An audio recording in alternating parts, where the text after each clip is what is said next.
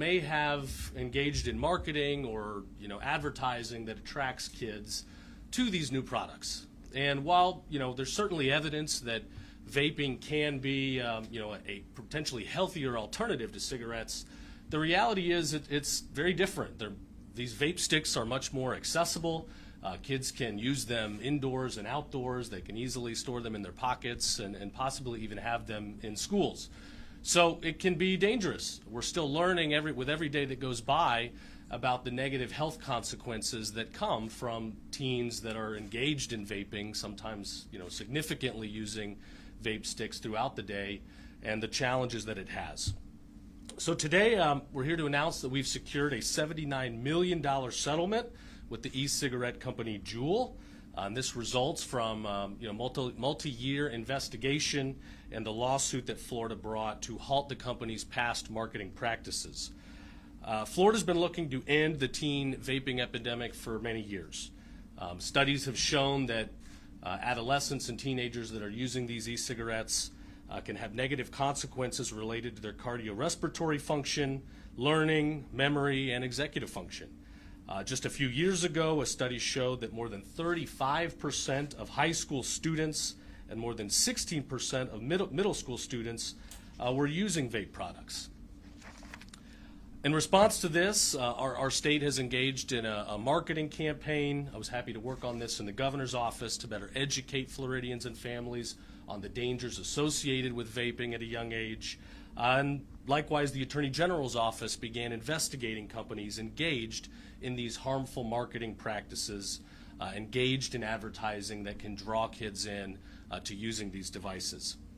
Since those investigations launched, Juul began to reshape their business, reshape their practices. I do want to commend them for that. Everything from their top management to their basic business practices was adjusted to no longer go after kids. And today, this settlement will lock in by court order the practices that they've already put in place.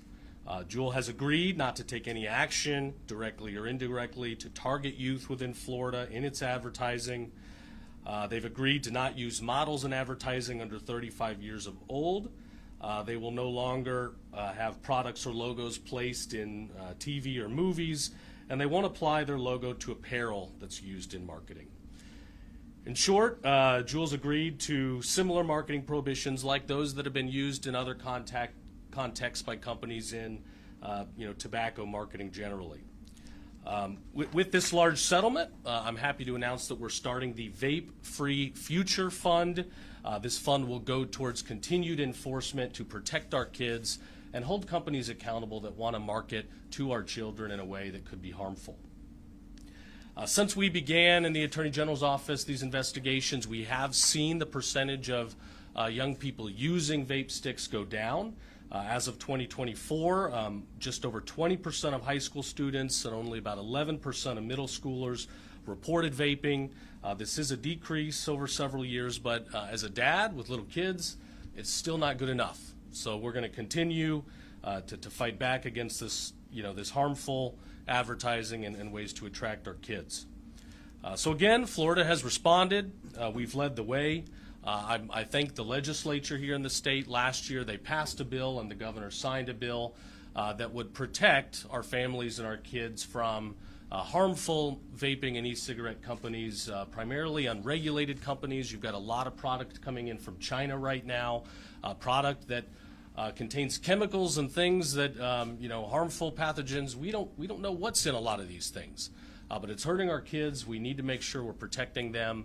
Thankfully, the legislature's given us many tools to put harmful products on lists of prohibited products, and we're going to be levying some fines in very short order against companies that are breaking the law by bringing these harmful products into our environment. So today, we take the safety of our children seriously, full stop. We're happy with this settlement. I recognize Juul for working well with our office. We began this project as, parties on different side of a V in a lawsuit, and today we end as partners that are working together, working to protect our families and our kids. I'd especially like to thank our Chief Deputy Attorney General, John Gard, who was the lead negotiator in this effort and delivered this big win, as well as Assistant Attorney General Patrick Crotty, Thanks to them and everybody in the Office of the Attorney General that worked very hard here, and I know we'll be continuing to work hard as we further our efforts to protect kids. So we got a few people to hear from today. I'll turn it over now to Senator Jay Collins. Thank you so much. What a great day to be back here in Tampa. It's like I never left. We just got back here. So thank you for sharing your time and being here today. It really means a lot that you're here to share this great news for the state of Florida. You know, when I think about what we do in Tallahassee, I often remember who it is that who I serve, who I represent, but I also take it back to who am I fundamentally. If you've heard me talk, you've heard me say it probably hundreds of times. I'm a retired Green Beret. I get to represent our community, but above all things, I'm a husband and I'm a dad. What we did today and what you heard our amazing Attorney General talk about here is something that's going to make a difference now and into the future. We have no bigger task in life than to protect and preserve those things that we love, our children, their futures. Because if we don't, who else is going to do it? There is nobody else coming to rescue them. We have to do that work. You know, when I ran, I focused on economy, education, safety, and security, and we're hitting this right here in that fundamental spot. I want to talk a little bit about a bill that I've got up this year. It's SB 1406. We'll call it the Florida Agegate Act. You heard Attorney General Uthmeier talk a little bit about it. I'm running this in concert with our own representative, Michael Owen, and then Senator Alexis Calatayud also has an additional bill. Now, I'll tell you, I don't really care whose bill moves forward as long as the language moves. It's not about the right of authorship. It's about what's right, period. So this does a couple of things. It maintains that we can inspect and audit what's going on within a vape shop. It also brings in admin and criminal charges. And the key thing here is if you are a dealer with 20% or more of your gross retail sales, you cannot be within 500 foot of schools. 500 feet of schools, that's direct line from your property line to the school, elementary, middle, or high school. We've got to take this serious. Ultimately, we know the health risks. We know that we want them to grow up and be the best version of themselves. And this is something that I'm looking forward to working through and working on throughout the year. And as we kind of bring this thing into a close, I want to remind people, again, there are no backsies, right? Remember that term from the 80s and 90s? If you're about my age, you can't take it back. Once something's happened, it's too late. Don't let that be your child or your friend's child where something happens. We have to step up. We have to act because it is 100% the right thing to do. Again, thank you for being here, and God bless each of you. Thank you, Senator. We're very blessed to have Senator Collins fighting for our families in Tallahassee. Alicia Leger, you want to say a few words? Thank you guys so much for being here. My name is Allie Leger, and I'm the National Director for Civic Engagement with Moms for America and also the Director of Operations for the Hollow Alliance. But I do have a few other titles, but there isn't one that is more important than being a mom. Having that title as mom is so important to me. But as a mother, I want my children to be safe under all circumstances, but especially from predatory behavior. Now, as a woman and as women and as mothers, right, we understand predatory actions in many other facets, and marketing initiatives should be no different. Children are the most impressionable, and when companies prey on their innocence, trapping them in a life cycle of addiction, someone must step in and stand in the gap to protect our kids and to push for the return of ethics in marketing addictive products. So I'm so glad to see that our Attorney General here and their office has taken this on, as well as our legislature, right? It is so important that we're all able to work collaboratively together, parents, community partners, businesses, and our elected representatives to lead the way in protecting our children from predatory behavior here in Florida. In order for our children to realize the American dream, they cannot be slaves to big corporations who benefit from their predatory practices of creating lifelong customers.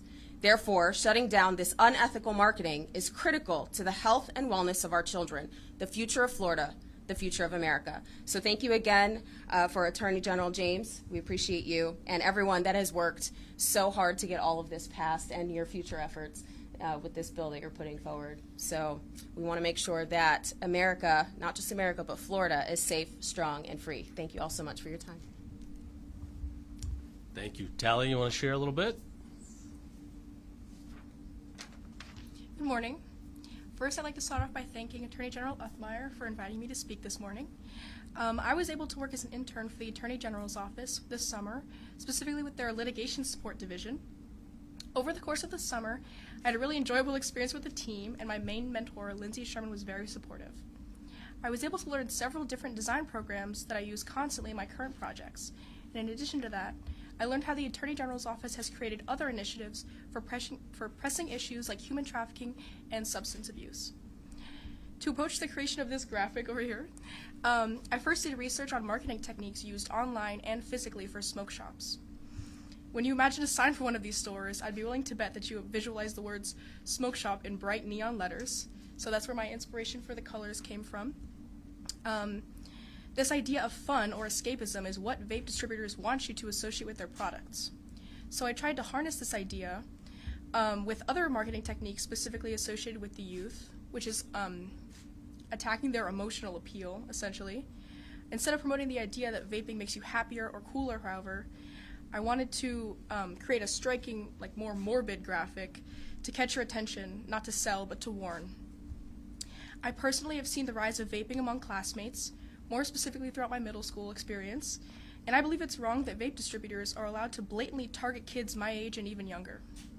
I appreciate that the Attorney General's office is taking time to address this issue and try to put a stop to the aggressive marketing of vapes to children. Thank you. Thank you. Yeah, I was recently in a high school, and today you can kind of see people hiding in corners doing things, and they walk by and they're left with a cloud of mist of some sort. So it's very different than cigarettes. I mean, we're just now starting to learn about what those harms are going to be, and when you're sucking down these products as a kid for hours on end, you're probably killing brain cells, and this is going to have a long-term impact. And I can tell you, we are not going to stand up to our adversary, China, if all of our kids are losing brain cells smoking some of this crap. So we're gonna keep investigating. We'll put an end to it. We thank the companies that want to work together cooperatively with us as we do protect our kids. So we've got a few minutes for a couple questions, if anybody has any. Attorney General, you mentioned that there are other companies that may be facing fines in Florida. Can you just talk a little bit about how this is maybe just a piece of the puzzle here, this resolution that you're looking at? Yeah, so we're certainly engaged in other investigations. I can't talk about those while they're pending. Under the legislation that was passed last year, the Office of the Attorney General is promulgating lists of prohibited products. What we're seeing is a lot of companies out there, they're adapting and changing their names or tweaking things and colors slightly to try to deviate around the law. So I'm going to be doing a hard dive to crack down on that. I mean, this game of whack-a-mole where you hit one and then another pops up is just going to be inefficient. But we're going to be doing a hard look. I know the legislature's got several vehicles they're currently looking at, and we'll continue to fight it. And I know you have discussed this previously. This is a little off topic here, but Andrew Tate, can you just talk a little bit about where that stands, where that investigation stands? Is he still in Florida? What's going on with that?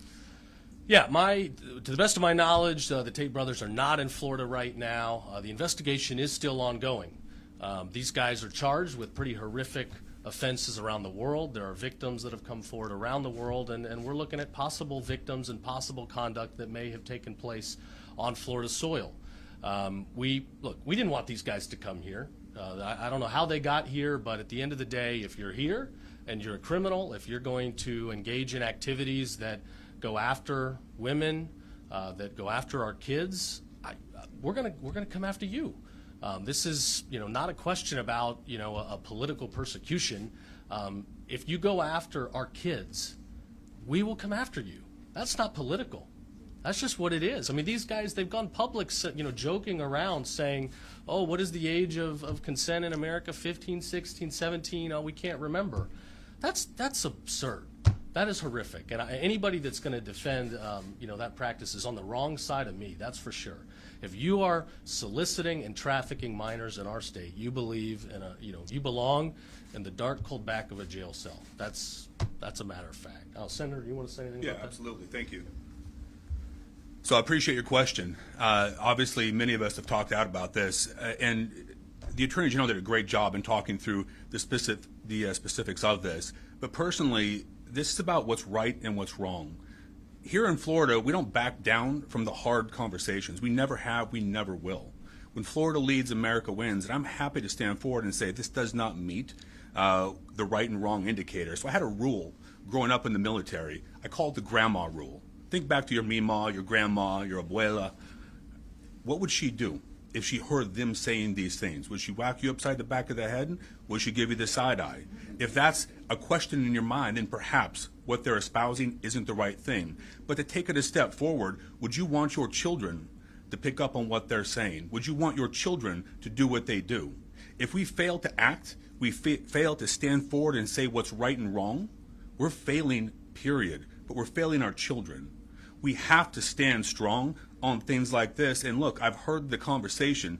What about freedom of speech? Absolutely, you have a freedom of speech, but you are not free from consequences. That is the fact of the matter. And what they have done and what they have said is reprehensive. It does not meet Florida's standards. It does not meet American ideas, ideals, or principles. And we have to condemn this openly. Thank you. Thanks, Senator.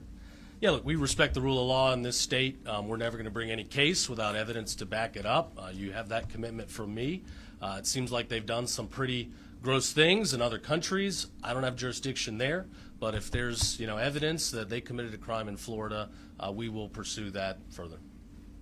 I think we got time. I know we got to get him back for a committee hearing today, but maybe one more question. All right, thanks everybody.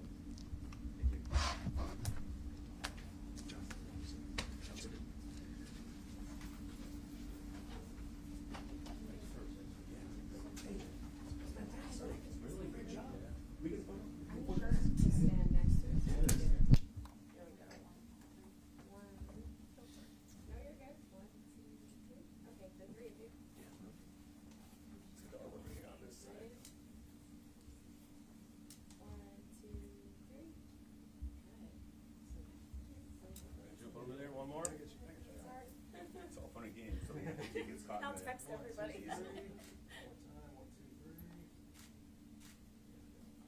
Thanks everybody for being here. Appreciate it. Thank you. Great job.